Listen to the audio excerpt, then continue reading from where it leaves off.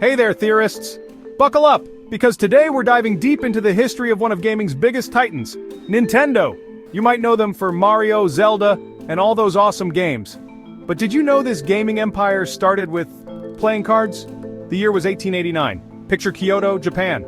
That's where a young entrepreneur named Fusajiro Yamauchi started a small business. Its name, Nintendo Koppai. Their game, Hanafuda playing cards. These weren't your average playing cards. Hanafuda cards were beautifully illustrated. They featured vibrant flowers instead of suits and numbers. These cards became a hit. Nintendo Koppai was soon named in Hanafuda. Little did they know, this was just the first level of their incredible journey.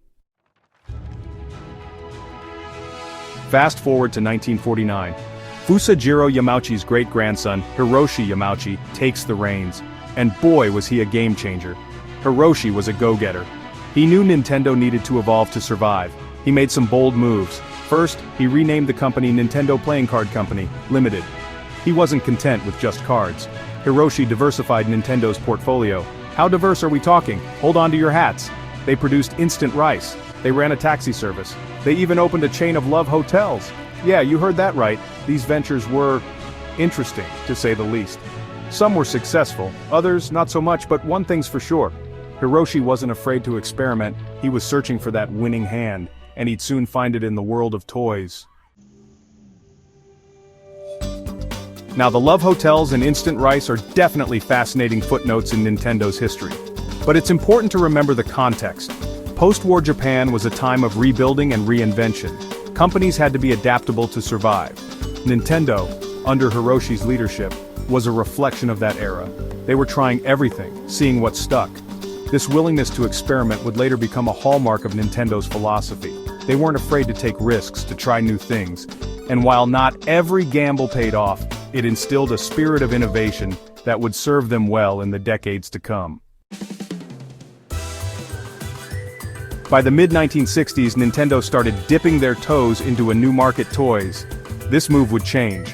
One of their earliest hits was the Ultra Hand. Imagine this, a telescoping arm that could extend to grab objects. It was like having a superpower. Kids went crazy for it. This was a major turning point. Nintendo realized they had a knack for creating fun, engaging products. Toys allowed them to tap into the power of play, something that would become synonymous with the Nintendo brand. They followed up the Ultra Hand with other successful toys. There was the Love Tester, which claimed to measure love energy. And who could forget the Kusenju series, a line of light gun games that foreshadowed Nintendo's future in interactive entertainment. Section 5. Pixels and Power-Ups, Conquering the Arcades. The 1970s saw the rise of a new phenomenon, video games. This was a time when technology was rapidly evolving and entertainment was taking on a whole new digital form. Arcades became the epicenter of this revolution, offering a space where people could gather and experience the thrill of video gaming for the first time. Arcades were popping up everywhere, and Nintendo was ready to play. These bustling venues were filled with the sounds of beeping machines and the excited chatter of gamers. It was a golden era for arcade gaming, and Nintendo saw an opportunity to make its mark. They released their first coin-operated arcade game, EVR Race, in 1975. This game was a significant step for Nintendo, marking their entry into the competitive world of arcade gaming. Although EVR Race wasn't a massive success, it was a crucial learning experience for the company. It wasn't a huge hit, but it gave them valuable experience. Nintendo learned the importance of creating games that were not only fun but also addictive, keeping players coming back for more. This insight would prove invaluable in their future endeavors. They learned how to make games that were addictive and exciting. This period of trial and error helped Nintendo refine their approach to game design, setting the stage for their future successes. Then came Donkey Kong in 1981. This game was a game changer, quite literally. It introduced new gameplay mechanics and a storyline that captivated players. Donkey Kong wasn't just another arcade game, it was a narrative experience that drew players into its world. This game wasn't just a hit, it was a cultural phenomenon. Donkey Kong became a household name, and arcades were packed with players eager to take on the challenge of rescuing the damsel in distress from the clutches of the barrel-tossing gorilla. It introduced the world to a certain barrel-tossing gorilla and a plucky plumber named Mario. These characters would go on to become iconic figures in the gaming world, with Mario eventually becoming the face of Nintendo. Donkey Kong was the brainchild of a young designer named Shigeru Miyamoto. Remember that name, folks? Miyamoto's innovative approach to game design and his ability to create engaging, memorable characters set him apart in the industry. Miyamoto's playful creativity and innovative game design would become synonymous with Nintendo's success. His work on Donkey Kong laid the foundation for many of Nintendo's future hits, and his influence can still be seen in the company's games today. Donkey Kong was just the beginning. This game marked the start of Nintendo's rise to prominence in the gaming industry, setting the stage for decades of innovation and success. The lessons learned and the characters introduced during this era would shape the future of gaming in ways that are still felt today. Section 6. Donkey Kong and the Dawn of an Icon. Donkey Kong wasn't just a fun game, it introduced the world to Mario, a character who would become the Mickey Mouse of video games. Mario's design was simple, yet iconic. His red cap and overalls made him instantly recognizable. But more importantly, Mario was relatable. He wasn't a superhero or a space warrior. He was just an ordinary guy trying to rescue his girlfriend from a giant ape. People connected with him. Donkey Kong's success proved that video games could be more than just a fad. They had the potential to be a new form of entertainment, one with characters and stories that could capture the imagination.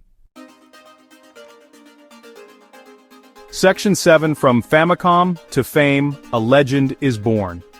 In 1983, Nintendo released the Family Computer, or Famicom for short, in Japan. This marked the beginning of a new era in the gaming industry, one that would change the landscape of home entertainment forever. This little console brought arcade-quality gaming into homes. It was a revolution. Families could now enjoy the thrill of arcade games without leaving their living rooms. The Famicom was more than just a piece of hardware, it was a gateway to endless fun and excitement. The Famicom, known as the Nintendo Entertainment System, NES in the West, quickly became a global phenomenon. Its impact was felt far and wide, transcending cultural and geographical boundaries. The NES was not just a console, it was a cultural icon. It revived the video game market, which had crashed in 1983. The industry was in dire straits, but the NES breathed new life into it, proving that video games were not just a passing fad but a legitimate form of entertainment. The NES wasn't just a console, it was a symbol of innovation and creativity. It represented a new way of thinking about games and their potential to bring joy and excitement to people's lives. It was a portal to new worlds and unforgettable adventures. Players could explore fantastical realms, embark on epic quests, and experience stories that were as engaging as any book or movie. Games like Super Mario Bros., The Legend of Zelda, and Metroid captivated players of all ages. These titles were not just games, they were masterpieces of design and storytelling. They offered rich, immersive experiences that kept players coming back for more. The characters and worlds created by Nintendo became beloved icons, etched into the memories of gamers everywhere. These weren't just games, they were experiences. Each game was a journey, a chance to step into another world and become a hero. The excitement and joy they brought were unparalleled. Nintendo's success wasn't just about technology, it was about vision and creativity. The company understood that the heart of a great game was its ability to engage and entertain. It was about creating games that were fun, innovative, and engaging. Nintendo's designers and developers poured their hearts into their work, crafting experiences that were both challenging and rewarding. They understood that games were a form of storytelling, a way to connect with players on a deeper level. The narratives and characters they created were compelling and memorable, and they excelled at crafting worlds and characters that players fell in love with. Nintendo's legacy is one of innovation, creativity, and a deep understanding of what makes games truly special. Section 8. A legacy of innovation from Game Boy to Switch. Nintendo's winning streak continued in the 1990s and beyond. The company had already established itself as a household name with the NES, but they were far from done. They released the Game Boy, the first truly portable gaming system. It was a game changer. This little device revolutionized the way we thought about gaming. Suddenly, you could catch Pokémon on the bus, making every commute an adventure. You could battle friends in Tetris during recess, turning school breaks into competitive arenas, or save Hyrule on a road trip, making long car rides something to look forward to. Then came the Super Nintendo, the Nintendo 64. each bringing new levels of graphics and gameplay. The GameCube introduced us to mini discs and a compact design, while the Wii got us off the couch with motion controls. And most recently, the Switch has redefined gaming once again, offering a hybrid experience that can be both portable and home-based. Each console pushed the boundaries of what video games could be. They introduced motion controls, touchscreens, and hybrid gaming, making sure to always stay ahead of the curve.